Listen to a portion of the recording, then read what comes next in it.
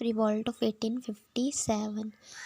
The revolt of 1857 was caused by a number of factors. The following are some of the most important causes of the revolt.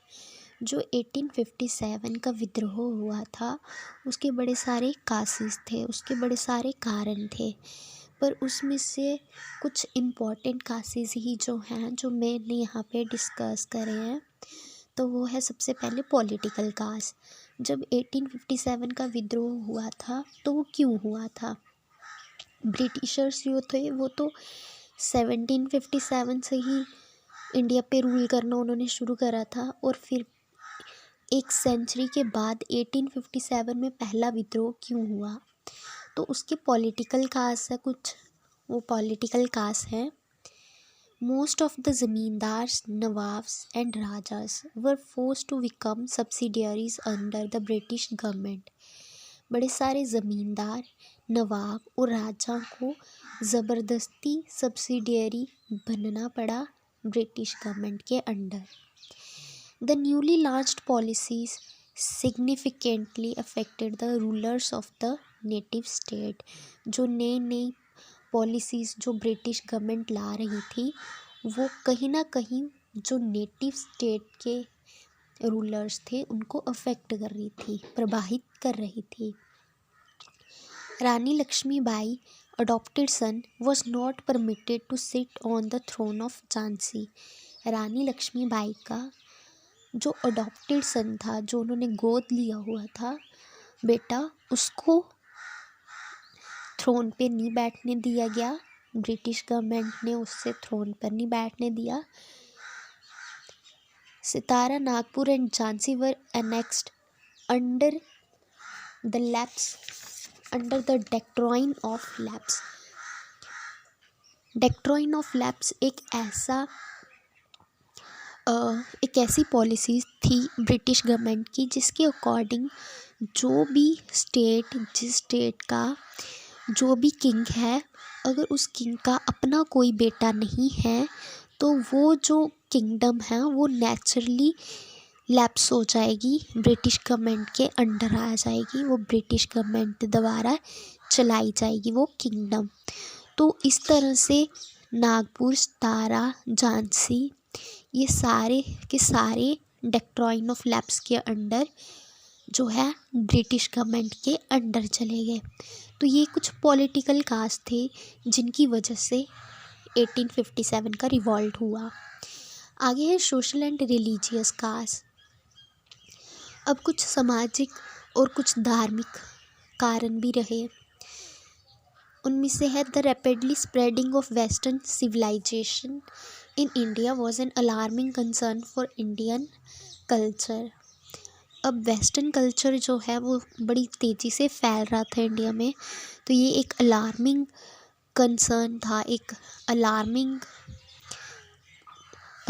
Alarming concern था Indian culture के लिए, भारतीय संस्कृति के लिए, क्योंकि ये वेस्टर्न कल्चर है, जो वेस्टर्न सिविलाइजेशन है वो इंडिया में घर कर रही है। तो ये एक अलार्मिंग कंसर्न रहा इंडिया के लिए। आगे है the Indian people came to know that the British government was planning to convert Indians into Christianity. Indian लोगों को पता चला कि जो ब्रिटिशर्स हैं, जो ब्रिटिशर गवर्नमेंट है, वो हम इंडियंस को क्रिश्चियन लोगों में बदल रही है। अपनी क्रिश्चियनिटी को प्रमोट करने के लिए वो इंडियंस को क्रिश्चियन बना रही है।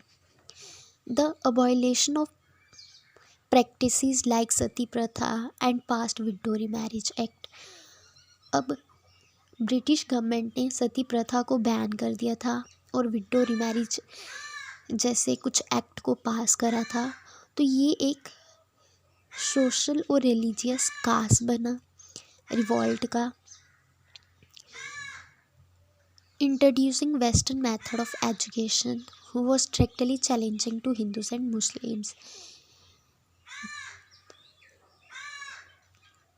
वेस्टर्न तरीका जो एजुकेशन को प्रमोट करना, इंग्लिश एजुकेशन इंडिया में लाना, ये हिंदू और मुस्लिम दोनों को ही चैलेंज करता है और इसलिए ये एक बड़ा कास बनता है रिवॉल्ट ऑफ 1857 का। इकोनॉमिक कास था in rural areas peasants and zamindars were angered by the heavy taxes on land. अब जो भी रूरल एरियाज के लोग थे उनमें जो भी पीसेंट या ज़मींदार थे उन पे बहुत ज़्यादा टैक्स लगा दिया गया था। After the permanent settlement of Bengal the British East India Company regulated several policies for the farmers and the small traders to suppress their power। जब बंगाल में जो ब्रिटिश गवर्नमेंट है, जो ब्रिटिश ईस्ट इंडिया कंपनी थी, बंगाल में अच्छे से सेटल हो जाती है तो उसके बाद वो बड़े सारे पॉलिसीज़ जो हैं इंडिया पे लगाती हैं, इंडिया के पीसेंट्स और स्मॉल ट्रेडर्स के ऊपर। वो पीसेंट्स और स्मॉल ट्रेडर्स पे बहुत ज़्यादा टैक्स लगा देते हैं, जिसकी वजह से पीसेंट और ट्रेडर्स भी इस रिवॉल्ट का कास बनते हैं। आगे मिलिट्री कास में क्या था, जो रिवॉल्ट ऑफ 1857 था वो तो बिगिन ही हुआ था स्पॉय म्यूटिनी से। रिवॉल्ट ऑफ 1857 जो था वो स्टार्ट हुआ था मंगल पांडे से, जो कि एक इंडियन सोल्जर था। Indian soldier were paid low salaries, they could not rise above the rank of सूबेदार। इंडियन सोल्जर्स को कम सैलरी मिलती थी और साथ में वो सूबेदार से ऊपर रैंक पे नहीं जा पाते थे। They were rashly insulted, rashly भी उनको इंसल्टेड करा जाता था। आगे है कुछ immediate cause and immediate cause में है the revolt of 1857 eventually broke out over the incident of greased cartridge, both Hindu and Muslims refuse to use them.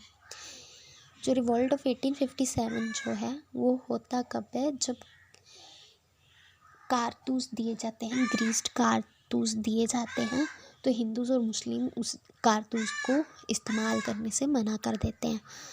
अब एक जो रूमर फैली थी, rumour spread that the cartridge of the new Enfield rifle were greased with the fat of cows and pigs.